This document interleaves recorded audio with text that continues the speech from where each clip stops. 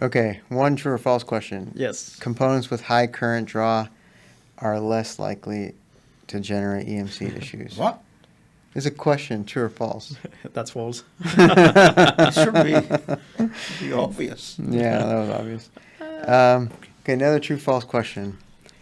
Signal integrity and EMC are interconnected. Yeah. Yeah, US True. star. Yes, true.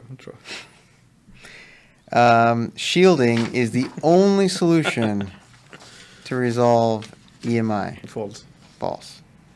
True, false. Simulation tools can fully replace physical EMC testing. False.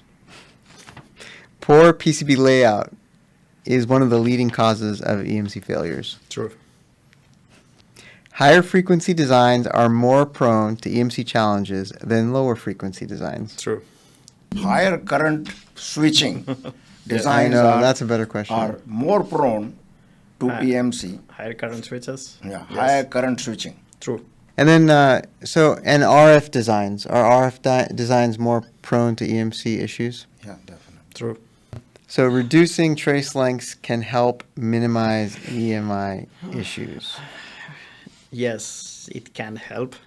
It's not the magic, it's not the silver bullet, but it can help. Got it.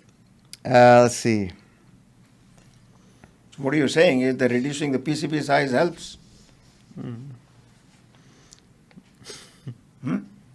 Absolutely. So suppose, then let me put this question slightly in a different aspect. Please.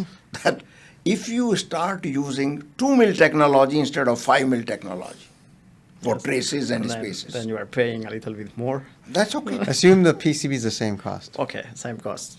Flat rate. But, at Sierra but Circuit. it reduces it reduces the size of the PCB. Yes. So would that be a better environment for EMC? Yes. They should be. If the frequencies are the same, yes. Yeah, frequency is the same. Yeah, then yes.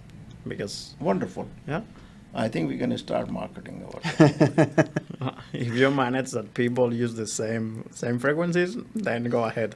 Okay. All right. Thank you very much. That's one positive endorsement we have got.